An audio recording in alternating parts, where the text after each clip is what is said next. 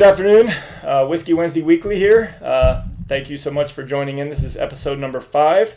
I have my guest this week is my friend Albert Hernandez. Albert has a tremendous story that we'll get into a little bit later, but first I want to talk a little bit about what we're doing different this week. Actually, this is the first time I've actually had all the whiskeys unopened. Obviously, they've been opened per se, but they've not been drank out of yet, and I figured why not try it. So this time we're also starting out with an old-fashioned to sip through the show. Cheers to that. Cheers. Since we haven't had it yet. Albert's is a Widow Jane bourbon. Mine is Jack Daniels. So that ought to go pretty smooth through the show. If you're thirsty, you can drink it anytime. We're also, as you can see, our shot glasses are empty. Normally they're full. But typically what I'd like to do this time is we're going to pour straight from it in case anyone ever thought we weren't drinking real whiskey. We're definitely going to show you because this is not liquid water here. Today's going to be whiskey. It's going to be a good day. So first of all, I just want to kind of give you guys an understanding of how I know Albert. Albert and I probably have known each other, I think we said 2008, 12 years.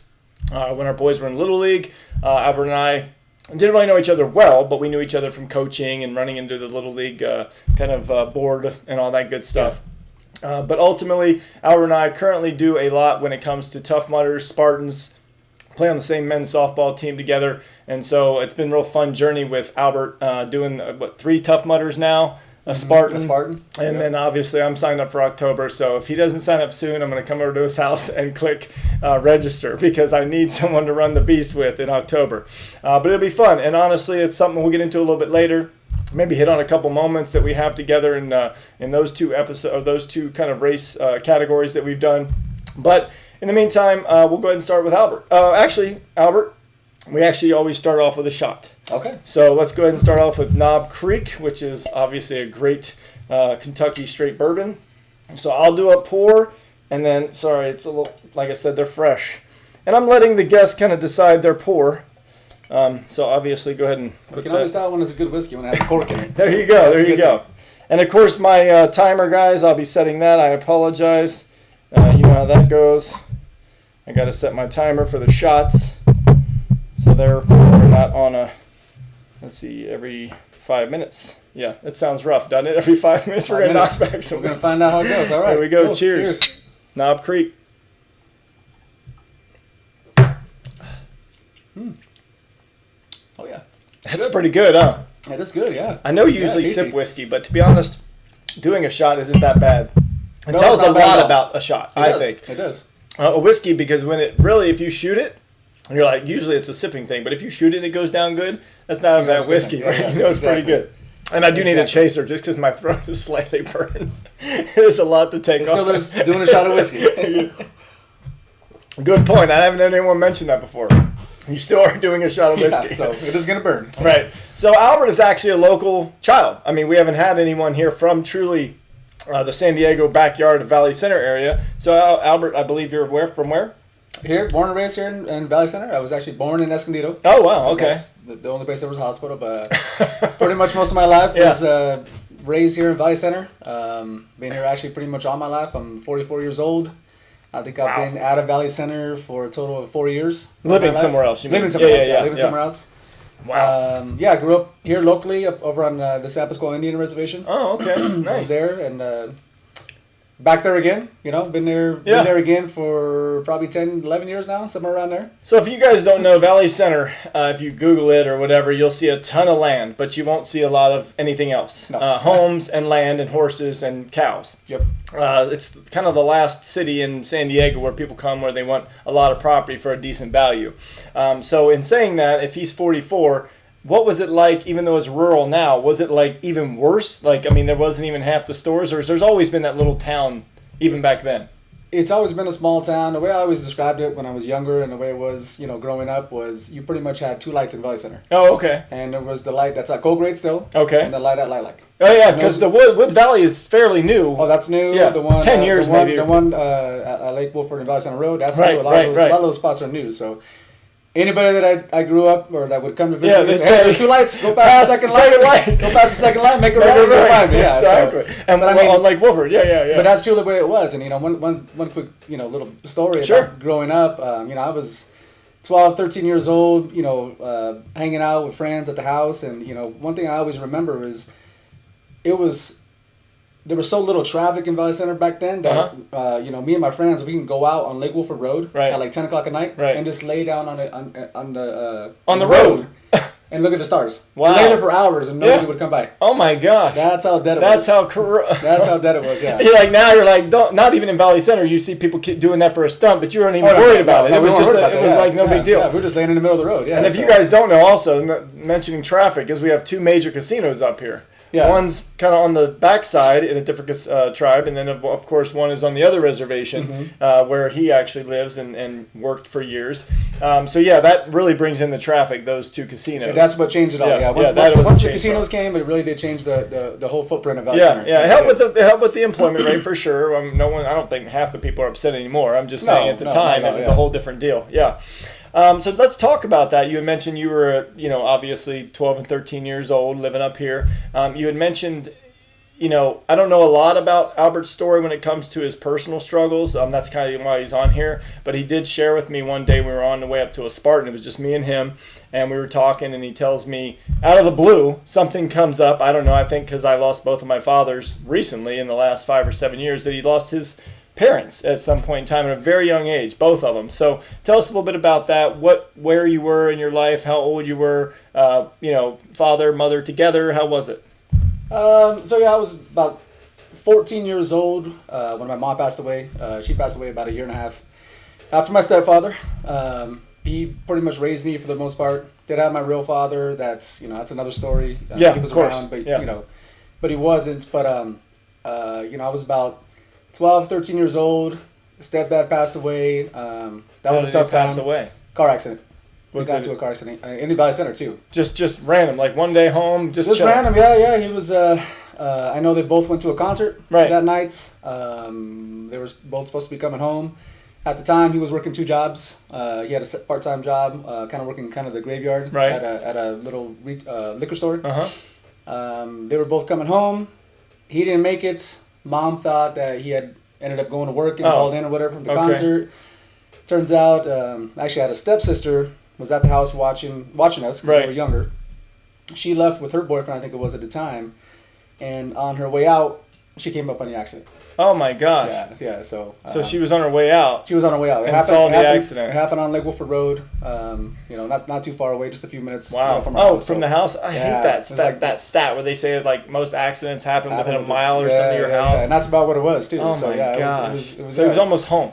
He was almost home. Yeah. Oh my he was gosh. super close to coming home. So that was rough. Yeah. And your mom had to go through that. Yep. And then you had to go through that. And then she took us on. If you don't know me, I guess I'll tell you right now. There's 5 of us. I'm the oldest at that time. So I was about 12, 13, somewhere in that range. The youngest was 2. Okay. So, from 2 to 13. I did not know that. Again, I love these shows because I never understand the gap. Yeah, so there was one in diapers still. And so it was just a bunch of us, rugrats running around and this and that. So my mom had to take us on her own. And she was young herself. I mean, she was only 27 at the time. She had all of us at a young age. Yeah.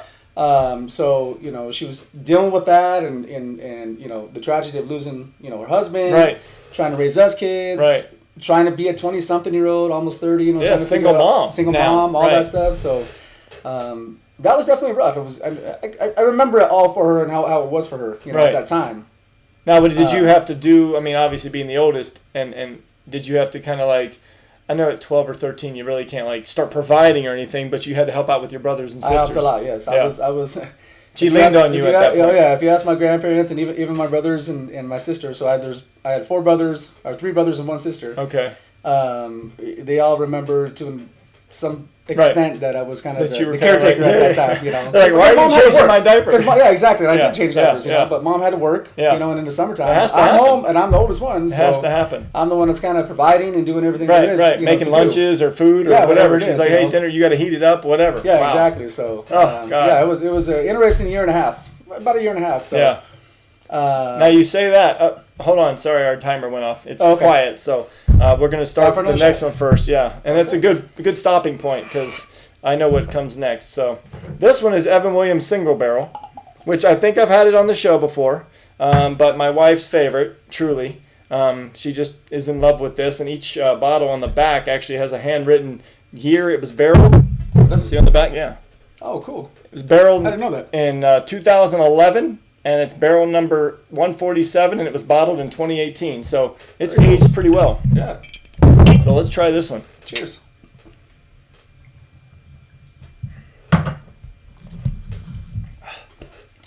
That was a little smoother. It is smoother, actually. That was smoother than Lock Creek. It wasn't like I did that because of that. It was actually really Yeah, it smooth. was. You're right. I do have to still. And again, these are 100% whiskey in here, which is a little water. flavor of orange. There's no water or anything. So There's good flavor in it. yeah, that is very good flavor. Yeah. So let me start the new timer. Sorry about that because it went off a little earlier. So let's talk about that for a second. You keep saying a year and a half, a year and a half. What's the turning point in a year and a half? No, it was just. What happened after that? What's your? Oh, a year and a half. My mom passed away in a car accident. I get emotional on these shows. This is like the second time. Robin's story had me going a little bit, and then your story because I knew it. But hearing it from you like live now, so talk a little bit about that. What happened? So it was tough. There was a story behind that, and I would love to share it. So I'm 13 years old. My mom was seeing someone at the time. I was home with his son. He was in the Marines. He was in the Marines, but we were all home. I was home with my siblings, and he was there. I guess my stepson or my stepbrother. Right. But we were there hanging out or whatever, and my mom and my aunt had went out drinking. They went out drinking. Yeah, They were hanging out or whatever. And I'll never forget it. It's something I never leaves me. You cannot forget. Absolutely. Will never leave my memory. Is that I was sitting at home and my mom called me at 10 o'clock at night. And, she calls, crying to me on the phone. I'm so sorry. I wanted to be a better mom to you. I wish I could be a better mom. Jeez. Wish I could remember where that was coming from. Right. Because she was an awesome mom. To you, you're like, what the hell is happening? I didn't know what it was and where it was coming from. But, she went on and on. She was crying and bawling on the phone. And she kept on saying, I love you. I love your brothers. I love your sister. I'll always love you guys. And it was... Man, to go through something like that, like 13, 14 years old, it's something that I'll never forget. Something that I'll never... That conversation, you mean? I'll never forget the conversation. Yeah, and you shouldn't, honestly. I mean, it's something you don't want to forget. No, I don't. And it happened for a reason. It happened for a reason, Some of you out there may believe in God or may not believe in God, whatever the case may be. By the way. Yeah, we do. I believe that happened for a reason. Mm-hmm. She called me for a reason. Right. As hard as it was, as hard as it is to look back at. If you didn't have that, imagine. Yeah, I know. Yeah. It just she was saying bye to me. Slightly closer. For whatever reason, she was saying bye to me. So, she hung up. I was freaking out, couldn't figure out what was going on. I was up for a while. Fell asleep, and, I don't know what time it was. Maybe it was 3, 4 in the morning. My grandfather, his daughter. Yeah, her dad. And my uncle came knocking on the door because my aunt was with my mom. Right. They kept knocking at the door. Like I said, 4 or 5 in the morning. I don't know. I know it was still dark outside. It was the morning. And, basically sat me down and told me my mom had passed away. No details, really, at the time. No, I mean, just a car accident. I wasn't... I guess I didn't need details. I just absolutely, yeah. And I'll never forget, when I'm sitting there, we had this glass table, and it was everything in me not to hit that table. Because I was just, rage. I couldn't, I was anger. like, what? And then the fact that we had the whole conversation before that, hours before that, I was like, no, this really can't be happening. But, it did, So let me talk to you, let me focus on that for a second. So, obviously, you lost your stepfather, in your mind, your father, right? I mean, for the most part, he had raised a good portion of you. For the most part, yeah. Still tragic, nonetheless. And then a year and a half later, your mom dies the exact same way. Do you have any, and I bring this up just because a lot of people have fears towards driving or cars. I mean, does it affect you today, like letting your kids drive for the first time or any of that? Or is that really kind of, you've just moved on because you have faith? No, for the kids, it's hard sometimes. Okay. It's still hard. It's still I still think about it. I still worry about it, Yeah. I still, get a little bit of anxiety, about it and things like that. Just something that's in the back of my head. Right. I've lost a other family from a car accident too. You have? So, yeah, I have. Yeah. Not your siblings. No, not siblings. I'm not saying it's not important. I just thought you. But I lost a cousin. He was very young. Oh, he was a senior in high school when we lost him. So it was just like the whole you're like, what car is accident happening? thing. It's like, why does this keep on happening? It's in your head. Yeah. So it was. Yeah, it's definitely something that's it does worry me still. Yeah, even to this of day. course. Yeah. And the oldest one, he's 21 and. I got a 20-year-old, but I still worry about them. Still Well, you're a they're parent. just home. Now, it's unreal. So let me ask you about you're 14, 13, 14. You mentioned, and you're probably a freshman in high school at that time. I was a freshman. So did you feel at that time? Now you have no mom or father. I think you had mentioned your grandfather or your grandparents stepped in a little bit, but you still had to have some type of sense of responsibility to your siblings. Oh yeah. How did it affect school? How did your life go on after that? I mean, I don't need to go into every detail about when you're in your room and sad. I get that. That's going to happen. That's natural. But how did you kind of pull out of that gutter and just kind of be the person you are now? Honestly, if I didn't have the grandparents that I had, I think it would have been a lot different. Wow. I'm very blessed. My siblings would say the same thing. So my mother passed away. It was just us five in a house. Real quick, after my stepfather passed away, my mom bought us a house. So it was the first time we had a house. Oh, wow. So it was nice. We actually had our own house. We had our own room. Right. Where were you before that? An apartment or something? No, we were in a trailer. Oh, okay. Small trailer. Okay, We were in apartments and stuff like that. Yeah, but now you have like a house. But now we had a house. We're like, okay, cool. I had my own room, so it was nice. So we were in the house, and my grandparents, without even missing a beat, moved into the house. Oh. And it's hard to say, but I don't understand. I look back at it now, and it makes me think that they're such tremendous people. And what made me the man that I am today is that they moved into my mom's room. Right. Just lost their daughter. Right. All her stuff is still in there. Right. But without hesitation, they moved in.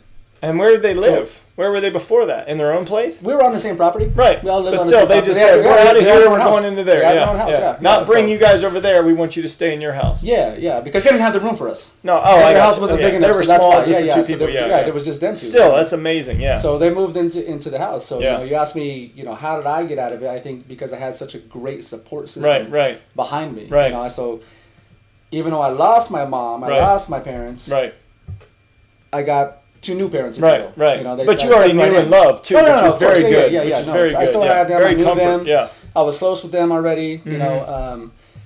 So them moving in, and kind of taking this on. Right. And for me, it did kind of relieve me a little bit. Yes. Because I can tell you right now, when my stepfather passed away, I did take on a lot of responsibility. Absolutely. For 18 being months. Being the oldest one and really taking care of my brothers. You kind of lose your sister. childhood a little bit, right? Because you're kind of coming home early. You don't get. I mean, I don't really think for about that 1 year and a half. No, I did. I did. I didn't really think about it at the time because I was just like, okay, what do my brothers need? What does my mom need? What do I need to do? So they kind of gave me some kind of balance back, I guess. I was able to be a freshman, a high schooler. I was able to do that kind of stuff. Focus on school and grades and sports and have fun. So that's what I did. And I guess I immersed myself in sports. And, I played sports at high school and concentrated on my studies and things like that. Okay, good. I stayed busy. Yeah. I stayed active. I wasn't just, alone in my room, just moping around and like that. I stayed active. I couldn't imagine if you didn't. And like I said, because I was blessed enough. To have that support system. Right. Not everyone does. No, not everyone does. Sure. And especially at their age, my grandparents were very successful at the time. Okay. I remember them; they were traveling all the time. They go to Europe. They do all this. Oh, so they were at that retired point where they were enjoying life. Yeah, I mean, my grandfather was still working. He owned his own business. Yeah, but they got to travel. They were doing all kinds of stuff. And they're like, they put all that on hold. Yeah. For like the next, 10 years or however at long. Least, yeah. Oh no, it was longer than that. You said you had like a 2 or 3 year old at that time. Next 16, 17 years, they put everything on hold for us.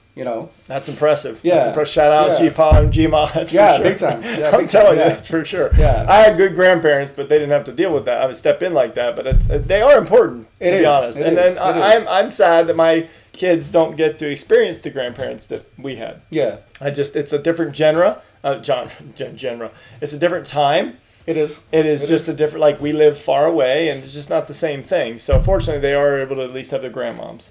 Both of them live local and then their grandfather lives in Arizona. So it's just a different time these days. No one's like that close and staying in and, it's a really good time. Yeah. Well, the good news is it's shot time.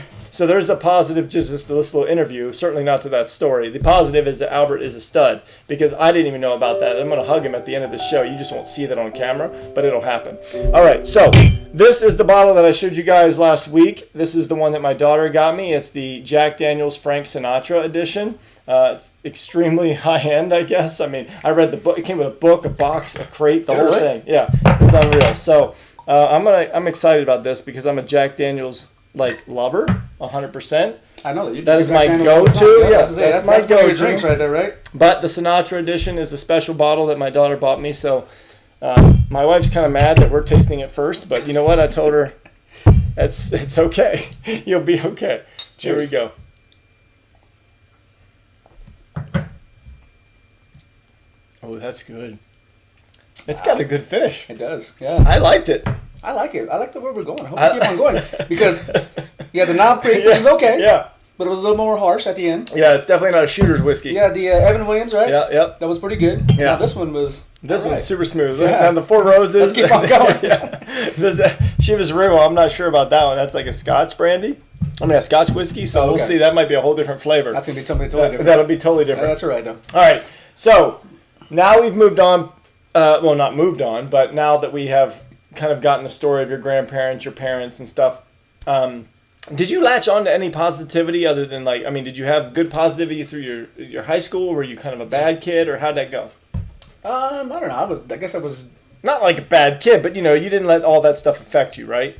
No, I didn't. I kept on moving along. Well, here's the thing. Did any of that negative affect you in a way that you were you think it was because of that, or was it just the way a teenager goes? No, I was just being a teenager. Oh, okay. Yeah, I was just being a teenager, Yeah. And that was one thing that I guess I was going to say is that, for that year and a half that I was really stepping up and I was kind of the patriarch of the family at that time, with my siblings and whatnot. My grandparents saw that and they knew that. They stayed away, though. They didn't interfere, with my mom and what she was doing. Whatever, because they knew.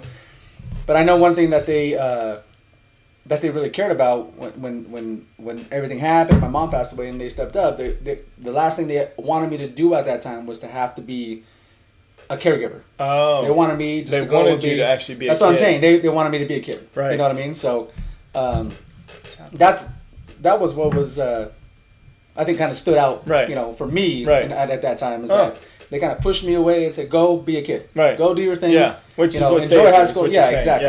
Yeah. So now let's fast forward a little bit. That's 14 to high school. It sounds like you had good, you did your thing. You had a good, successful high school career. Now you're growing up. You then, I understand you get married, right? Mm-hmm. To your first wife, right? Yep. Tell me a little bit about, not so much that, but what were you doing when you got out of school? Did you just start working somewhere? How'd that work out? Well, I went to college first. Oh, you did? I went to college. Where'd you go to college? In Colorado. What? Yeah. Freaking serious. I'm sitting there talking about his little life before we get on. You don't even mention college. Where'd you go? Boulder, Colorado? Gotta have some surprises, right? That's freaking awesome. Yeah, I was in Boulder, yeah. Did you go 4 years? No, I was Palomar first. Yeah. Then went out there for about a year and a half. Still. Yeah. So freaking didn't finish. That's why I didn't finish. Whatever. Still, you had college experience. You got to experience college. I got to go out there. Again, going back to my grandparents, I was able to have that opportunity. They encouraged my independence and this and that. So it was a good thing. I lived in Denver I lived in Vail for about a year. Oh, did you really? I'm just saying, that's cool that you went to Boulder, Colorado. I was in Boulder, yeah. Boulder State, or what is it? Colorado? No, it's Colorado University. Colorado University, okay. Buffaloes. Yeah, wow. Yeah. That's pretty freaking cool. Yeah, so did you play sports there or just go to education? I just went. Well, I had a cousin. I was lucky enough. I had a cousin that lived out there. Yeah. So I was like, I'm going to go check it out. I want to go see what this is about. So I actually visited Boulder and I visited Fort Collins, which is where Colorado State is. Yeah. So I visited them both. I was like, you know what? My cousin's up here. I want to be a little closer to him. Blah, blah, blah. So long story short, ended up going out there and spent about a year and a half out there. Yeah, dude. That's an experience, man. It was totally cool. Because you're young, you're college. Mm-hmm. I always tell the boys, I'm like, I don't even care if you, I want you to get an education. But you should experience that, because I didn't. I went to the Navy. The college experience is worth it. Yeah, it is worth it. It's part of your livelihood. No, it is. Growing up, Well, it helps you grow up, too. It does. And plus, you get some independence out of it, too. Right. That's what I always say. Especially when you move to Colorado, you don't have anything else to do. I don't have nothing out there. I don't have my like, family out there, nobody out there. So that's awesome. You kind of learn how to grow up real quick. So did you meet your wife after that? After that. Oh, okay. Yeah, after that. Okay, so you came back. Met your wife. Met her. Did the family thing. Yep. Had the kids. You have three boys. Three boys. Yeah, I had 3 boys. Yep. Good kids. Yeah. Your youngest is how old now? He's 15. 15. Okay. 15, yeah. And then you had told me that once you kind of got established a little bit or whatever, you mentioned 4 years earlier that you left Valley Center. That's when you went to Hemet? Yeah. So Okay. part of my time out of Valley Center, we went and bought a house right around 2007, somewhere in that range, up in Hemet.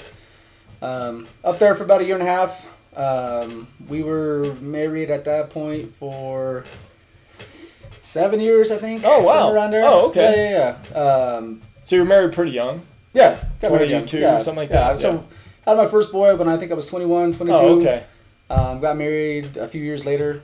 No different than I. I was married at 23. Yeah. So I think I was like 25 when we got married. Yeah. Anyways, went up to Hammett, bought a house, but unfortunately at the time it was right around the whole recession, 2007, 2008, when everything was going downwards. The housing market went down. We bought at like the peak. Oh my God! So you bought at the high side. Overpaid, and then we just the value. I thought you were going to say you bought the low side. And it was just a job thing. So you actually bought at the high side. Then the house has plummeted. Yeah. So. And if you guys who are watching don't know that, just based on your age, it was an absolute same with me. I had already bought my house in 2004, so I bought it early. But that crash really took my house value from like 720 to like 450. Real fast, right? It was unreal. Yeah. Now we stayed there, but I'm just saying that. It didn't last long. How about that? Like we didn't stay there, but more like a year or two after ourselves. We had to get out of there. Yeah, it just killed us. Yeah. Same with you then. Yeah, some other stuff happened, so we ended up going through a divorce. Mm-hmm. Well, let me back up real fast. I guess I should kind of however you want to give the backstory on this. We moved up there. I took on a sales job at the time. Didn't work out because of the crash and everything again. Everything that happened, I was low man on totem pole. Got laid off. So I was trying to figure out what to do for a couple months. Right. Got the casino here in Valley Center, so I went and applied, and I got hired. And it was tough though because I'm living out in Hemet, but I'm driving to Valley Center. So that is an hour and a half. It's a hell of a commute. It's a long drive to go from there to here. Yeah. So. Both are hot as hell, by the way. Yeah, but it was fine. I mean, we were doing it, and you had to make it work. It was all working out. Yeah, I was working, everything was fine. But we weren't working out, so we ended up getting divorced. Okay. Me working down here, from here, being in Valley Center, family here with 3 young kids at the time. I mean, I think Nika was probably 10, 11 at the time. Right. Right. So trying to figure that all out, and what are we gonna do? Right. I was like, I'm moving back to Valley Center because I'm working here. You're from here. You're working here now. Yeah. I got family here. Right. I get help and everything like that. So ended up coming back like 2009. Came back to Valley Center. Lived at my grandparents for a little bit while I got a house on the property. Oh, nice. Got my own place on the property.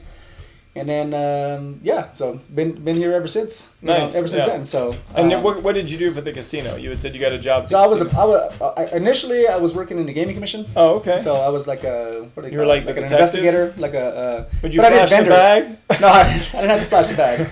But I was doing vendor investigations. Oh, okay. So I would do all the background checks for all our vendors. Oh. So anybody want to like your company, if your company wanted to come in. I'd have to do a whole background you'd have to run all the background to make sure they were good. Yeah. Check on the CEO, make sure everyone was good. Yeah, they're not coming to do anything with the casino. Yeah, exactly. So pretty cool job though. That was pretty cool. Yeah, it was interesting. I mean, I got to know a lot of people. Got to dive into a lot of stuff. Kind of learn a lot of stuff. Right. But then from there, so there's when you in the casino industry or the I guess Indian gaming, there's 2 different sides of it. There's the operation side and there's the casino side. Okay. So I was over on the operation side, I guess, with the working for the tribe. Okay. But I wanted to go into the casino side. Oh. So you did. I did. So that's what I ended up doing. Yeah. So I was in the gaming side working for the gaming commission for about 2 years, I think it was, somewhere around there. Right.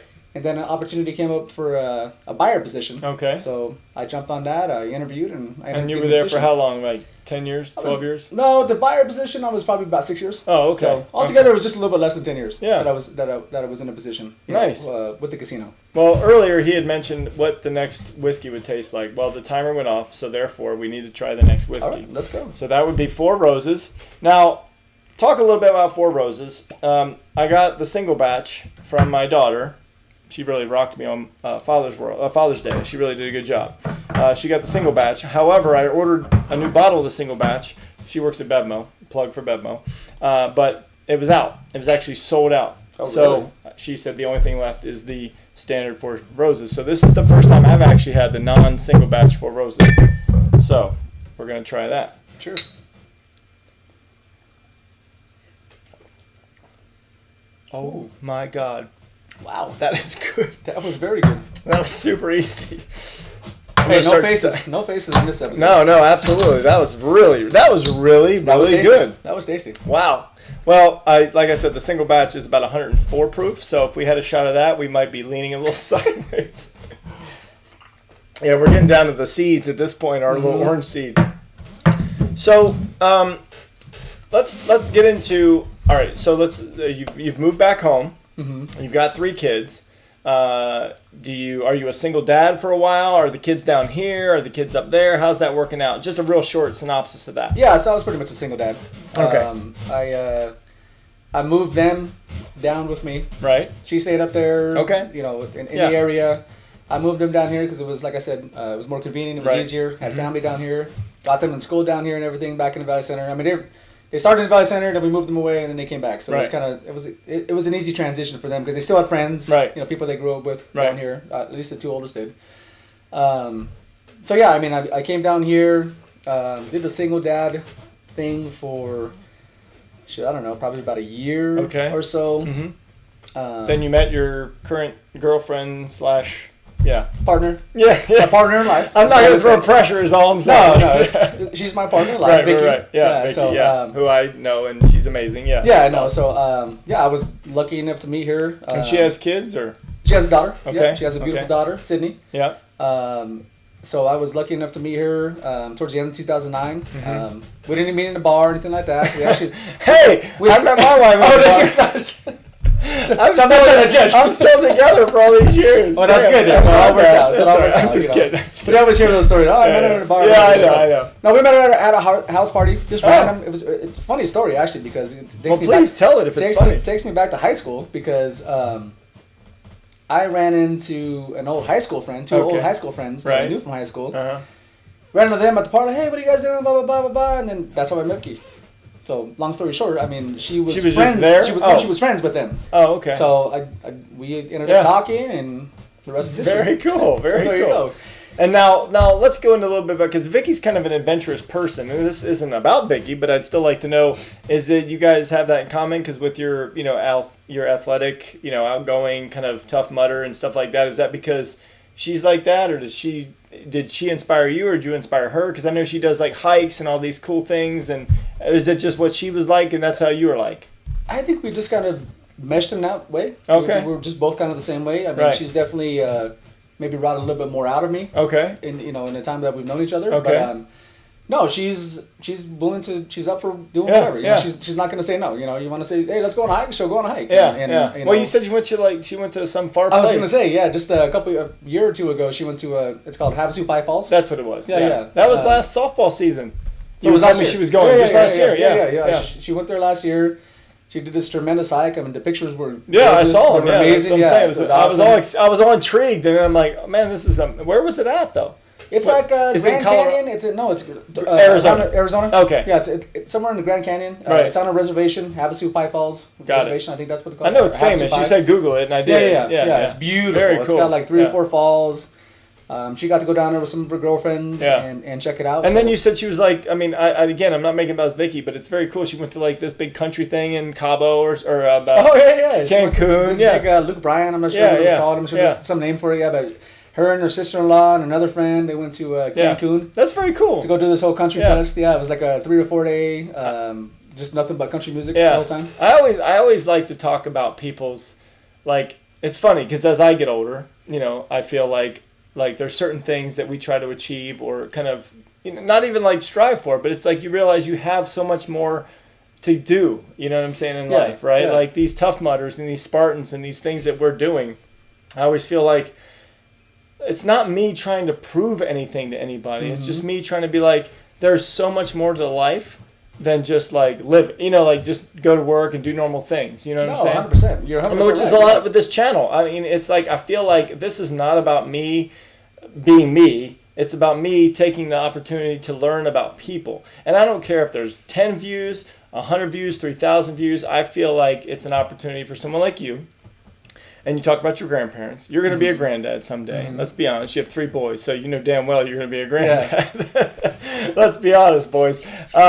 And then the fact that you're, somewhere down the line with the generation we're in, this will be archived, Yep. Keanu will probably, just because I know he and I chat on Instagram and stuff, he'll probably keep it somewhere and be a proud moment for his dad. And then his kids, he'll show his kids. And, it's just like, for me, it's just an opportunity for us to all realize that, there is more to a person than playing softball or going to Tough Mudders or, you know what I'm saying? Yeah. I just feel like for me, my heart is about like learning about someone and appreciating where they came from. And mainly because of my story, which I haven't put it out there yet. So maybe Albert would be the guy to interview me. Yeah. I'm looking for somebody, but Albert's kind of the guy because I feel like he's got a lot of, sadness, like you went through some struggles. And it wouldn't be good for someone who didn't go through struggles to understand that. Yeah. You know what I'm saying? Yeah. So anyway, my alarm just went off again. So I feel like I'm getting buzzed. I don't know about you. I'm getting a little buzzed. We're getting buzzed. So this is my boy, Robin Graciano, came out last week and did 2 weeks ago and did her interview on breast cancer. But her husband, my boy, Polly, ended up donating me a bottle of Chivas Regal 12-year-old blended Scotch whiskey. Now, this is the first time I've ever had Chivas. Have you? I don't think I have. So, honestly, I'm not a big Scotch guy. I do know Scotch is a little bit different, though. That's what I'm saying. I'm not against it. I'm just saying it's the first time. So, thank you for the donation. You guys are more than welcome to donate any whiskeys. You see how much? You know how much money is right here, other than that free bottle? Here we go. That's gonna be a good one. Actually, that was good. That was actually not too bad. That was good. You can tell the difference, though. Can you not? It was different. It was definitely different. It is definitely a Scotch. You know what's different? I'm sorry, Shivas. I didn't mean to move your face there. So I do need a little bit of orange peel. All right. So I kind of want to dive into, Albert's been kind enough to get into his personal life. So we'll kind of go into a little bit about, let's see. So him and I, so we were driving, this is, when you spend 2 hours in a car together, there's a lot of things that comes out. So he's telling me about this guy, David Goggins, who now I love. And he's like, you should follow him. So I end up getting obsessed with him, doing his book twice on Audible. I read it, I've listened to it twice now. And so talk to me about like what made you decide, oh, hold on. Sorry, I don't mean to go back. I apologize. I'll get to David Goggins later. So Albert and I, and this is where the buzz comes in because I'm all over the place at this point. So Albert and I, when our boys were about 8, we were in minor B together. Albert was a coach. I was a coach. So we didn't actually like or get along. How about that? I don't think we didn't dislike each other. For some reason. We just didn't actually talk. So it probably was a competitive nature. It probably because we were both handsome as hell. I mean, there is that macho thing. There is. Let's be honest. I mean, if I rocked a beard, I'd probably be better looking right now, but we'll give it to Albert. I have a beard, though, so he does. He looks a lot better right now. But anyway, it is a weird thing because all of a sudden, we're sitting, and I want to teach this lesson because it's like, you got to just move the frick on. I mean, there's no reason that we had no bad blood whatsoever. It was the weirdest thing. Anyway, his son, Keanu, who's my boy, shout out to Keanu, and my sons ended up going to this church retreat. And during the church retreat, him and the boys and Keanu and me, we all have this thing because Keanu's in my group, and we all do this hike together. Mm-hmm. And I get back from the group, and I'm like, if Keanu and I are buddies, and my boys are buddies, why not I reach out to his dad and just be like, hey, man, let's bury the hatchet. I have no idea what's going on. Remember? Yeah. And I'm like, want to be on my softball team after, like, I've managed a softball team for 8 years. And it's like... And I will say that about you, man. I mean, you're right. Some reason we didn't mesh. We butted heads for the reason. It was a lot of baseball. We still don't know what it was. Yeah. It was all stupid. Little league politics. If you have kids, don't get involved in politics, please. Great politics. There you go. But I do give it to you. You did reach out, and I appreciate that. Like I said, I look back on that day, and I'll never forget that. I mean, you did reach out, and it was a shock to me. And I mean, ask Vicky too. She was like, oh, yeah, you guys should be friends. Yeah, I know. Okay, we're going to be friends. It's funny. So, I mean, like, between softball and there was no reason why we still don't. Even you look back at it now, I don't know why. Literally have I literally could not track back one instance other than you were good looking, and I mean, honestly, I have an ego. So he was a good looking, good coach. He had always had good teams, and I hated facing his teams. But there was no personal reasons why we didn't. Wasn't at all. No, it was just dumb stuff. It was just dumb politics. Was dumb, yeah, so anyway, then you get into like after the softball, we're like, hey, let's do a Tough Mudder together. Someone crazy came up with that idea. That was me, but he decided to do it. So let's talk a little bit about Tough Mudders and Spartans, because we actually, and I don't know where the timer's at. It doesn't really matter at this point. But what's funny is that we went on a Spartan, or a Tough Mudder. Mm-hmm. We tried a little 5K, or no, it wasn't a 5K, it was a 5 miler, because back then they did a 5 mile. They got rid of that. And it was just me, him, and a buddy of ours. And we're like, let's try that. And then the following... Hold on. Let me tell the story. Okay. So we did the first one in Lake Elsinore, okay? So we went, did it. We did the half. Like an horse flat. We did the half mudder. Right. We did the half mudder.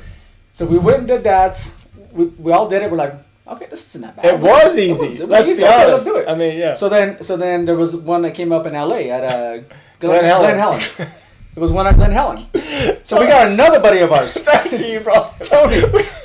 We're like, hey, this is not that hard. This is easy. But trust me, it's not going to be no problem. And this is a guy who hates everything about He hates running. He just hates running. So we go do this one at Glen Helen, and this is nothing but hills. Yeah. Hey, do you remember the only part of the obstacles that were not hills was like maybe a mile in the racetrack. Everything else out of 10.2 miles was up freaking hill. Up hills. One of the obstacles was called Go Hill or something like that. Yes. And it was, you were going up, you're like, okay, we're almost done. No, we're not almost done. Keep going. Keep going. I talk about hell, though. That's where I learned to get the right shoes, though. Because remember going downhill, that one downhill? Yes. I thought I was going to eat shit the whole time. Oh, my God. Yes, you were, the downhill, you were struggling more than the uphill. That was tough, yes. Because you're... Oh, my God. You just don't want to fall. I was cracking up because I felt so bad for everybody. But you're right. And honestly, the memories of that one, we were all looking back. And honestly, I loved it. I was into it. But a little part of me in the back was like, what the hell is happening? I feel like we're in hell. Like, this is either purgatory or hell. There was no heaven. And you did ask me, was there any point in a Mudder or a Spartan where you felt like you were going to quit? Yes. And that one there was. Remember at the very end when I thought we were done, and then we started going up that one hill. That was the first time I was like, holy shit. Do you remember? So, anyway, guys, listen. So, we're cruising down, and you thought we were done. Mm-hmm. Do you remember that we saw those two guys on the road? No, there was just a couple guys. Oh. And we're like, how close are we? And they said, oh, you got a whole... Remember? That's right. Remember? We thought we were on the downhill. We thought we were almost done. Right. Literally. Right. And then those guys go, oh, no. You have like another mile in the freaking... We still had to go down and around. Yeah. Yes. There was still so much more. Yes. I'll never forget going up that last hill, and I was just like... Please let this be done. So let me ask you this. Now, we haven't done the Beast yet. We're doing the Beast October 24th. Shout out to Spartan. Thank God for no more virtuals, at least moving forward for the future, because virtuals are great, but I like the It's not the same. stuff. You don't have the same competitiveness. Lifting a 50-pound concrete ball. Let me ask you this. Do you feel like, and after doing the Spartan, what's the sprint? No, not the sprint. What's the regular? Super. Do you feel like that... On top 13.1 miles. Remember, it's a half a marathon with 26 obstacles. Do you feel like that's going to be tougher than the Mudder? Oh, 100%. I do. 100%. Thank you. 100%. I love me some Mudder. But there's no doubt. There's no doubt. I mean, the hills were bad and the Mudder was bad, but you think about 13.1. I mean, I think the most I've ran is 6. Right. Like, now continuous. I've done a couple half marathons. You've done a couple halves. All I'm saying is, you're right. I mean, I don't care how many miles you've done because it's broken up. Yeah. But you did the super. Yes. So imagine the super with 13 miles and 4 more obstacles. It's going to be an absolute... It's going to be rough. It's going to be rough. But I'm looking forward to it. Yeah, I know. Isn't that crazy if we say that? We're looking forward to it? Yes. Torture is great. We want to do it. I have a feeling that it has something to do with our backgrounds. That's true. I feel like we want to prove something. Yep. I really do, because honestly, the people and the generations today, and believe me, I'm not against the generations. All I'm saying is the struggles that we went through. Oh, have we done the We haven't done it yet. Oh, the whistle pig. So we gotta do it. I thought we didn't do the shivers. All right, sorry. So we have one more shot left. I feel like the struggles that the youth is going through today is nothing like we went through. Now, I don't want to judge because people lose lives and that's different. I'm talking about the way, like our kids, certainly you and I, our kids are definitely on the different spectrum, right? Yeah. I mean, you would agree. No, it is. Yeah, you're right. Well, I think it's a different kind of struggle, but also I think we went a wrong direction at some point with our children. You know, when we started giving participation trophies and we started like letting everyone look at you. When you and I were playing Little League or whatever we were playing, absolutely. If we finished in the 4th place, we didn't get shit. Right? We didn't get a medal. Thank God for Albert for bringing this up. But no, I didn't. We didn't rehearse this. This is amazing. We got no kind of medal. Hey, great job, Johnny or whoever, But I think that's what's kind of hard nowadays. And again, going back to your point of us like going out there and pushing ourselves, because we don't have to do a Spartan. Right, Nobody's saying do a Spartan. No. I'm not out there to do it for a medal or for anything like that. I'm just out there to do it to challenge myself. I'm trying to push myself. Go ahead. But we're trying to push ourselves, right? No, right. So that's what we're doing. Better ourselves, push us to test ourselves. And you're right. That might be the hard part with our youth nowadays. Is they don't have anything that's out there pushing them. Correct. The stuff I do, going back to what you're saying, I guess maybe we didn't talk about it now, but when we were talking earlier about why do you push yourself? Oh, right. No, why do you push yourself? Why do you work out? Or why do you do this and that? Right. You know what? Because I have kids. Right. Because I want them to see me push myself. I want them to know that I'm out like there the Zen trying. Master. Yeah, no, because that's what you know what I mean. That's what I'm trying to do. I want them to see. Like I'm not going to, and you guys are all going to see this, all my kids. Right. But I'm doing it because I want to better myself, and to set an example. There you go. And I want them to push themselves too, and know. And I tell my kids the same thing all the time, and Kiana will tell you the same thing. Yeah. I think it's super important because it's easy for me. Like tomorrow morning, right?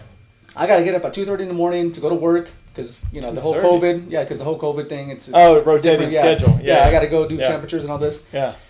It'd be easy for me to say, I'm sleeping. Forget it. I'll call. I'm not going to do this interview. That's for sure. Somebody else can take care of it or this and that. I'm just like, no, I'm going to get up. Right. I'm going to push myself. Right. Vicky's going to be laying in bed next to me, sleeping. Right. I'm going to get up on my own. Right. I'm going to, get ready. I'm going to go to work and do this and that. And then about 6:30, I'm going to go to the gym and work out because I want to work out. But my point is that I think it's the most important thing in your life is to do the best things when nobody's looking. When nobody's paying attention. When no one's watching, bro. Because that's when it matters. That's when it matters. Because the trenches. It's important because you push yourself. You're not doing it because Ken said so or Albert said so or your boss said so or this and that. You're doing it because you want to do it. Because you're pushing yourself. You're getting it. By the way, this is that moment at the end when I ask what you want to get out. This guy's getting it out. But that's what it is, though. No, I'm saying I ask people, but you're doing it already. That's amazing. I think that's super important. Like, if you take away anything, just the most important thing that you do in your life is when nobody's looking. Oh, dude, that's what it is. Isn't it like a song? Do something when no one's watching or something like that? No, it's a Christian song. Yeah. Oh, okay. I'm saying that's real because it's between you. No, that's exactly right. Reese, my son. Sorry, Reese. You're like, who the hell's Reese? So it's the first time I brought his name up. Oh, okay. So the other day, my mother, who lives with us, and you saw her on the video, said, what do you want to do? And he said something about your father or my dad or something. And it's like, he's like, I wish I could be the half a man my dad is. Only because, not because of who I am. Mm-hmm. I'm just saying, because what you just said, because you set the example, you're doing things. Exactly. He's like, dude, he's always doing something. Like, I'm always striving for something. I'm always pushing. It's not because I want to do it. It's because, like you said, you want to do it to prove that there's more to it. You know what I'm saying? Like we talked about earlier. Like earlier on in the very beginning, we talked about more to life. Remember? Yeah. It's just, I don't know. It's just like, this is my favorite guest because he gets what I get. Like you have 3 boys. I have 2 boys and a daughter. But it's like, there's just certain parts of life that just, you don't want to like, it's just a life. Like, you're going to die someday, but while you're here, you have to make it count, right? 100%. Get the frick 100%. Off the couch. Do something for yourself. Do something for your family. Do something for the better good. And, oh, by the way, do a shot of Whistle Pig. Yes. I think that was a good transition. Was that good? Wow, that was good. I should be a professional. I like that. Now, Whistle Pig just came in on my Flavier, which I am not promoting. Albert said he was going to sign up like 3 months ago during the COVID. I'm still going to sign up. I'll get there. Listen, one thing I love about Albert. Again, let's point this out, though. Anything with the cork in it, you know it's good whiskey. And honestly, all 6 have had corks. Of course. So that's a good thing. He should be impressed that I'm spending not money, but the amount of...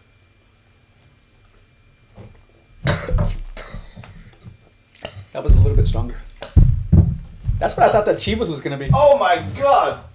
The best part was you got that on, oh, got that on the camera. God. Dude, was that rocking? That was... Oh. That was a rough one. And Whistle Pig, no offense, that's probably the best one. Not for shooting, is what I'm saying. That's probably more of the sipping, the rocks. You know, take it slower. Right? That was tough. And not in a bad... I'm just saying, like, for shots, 5 shots, 1 sipper. No one does shots of whiskey. Who does shots of whiskey? I feel it too. I burn like crazy. All right, listen. It's still in there. Oh, God, it's up here. We can't finish without talking about Goggins. Come on. Oh, all right. Yeah, you're right. Goggins and all that stuff. Go ahead with that part. Yeah. So we're driving to Spartan. He tells me about Goggins.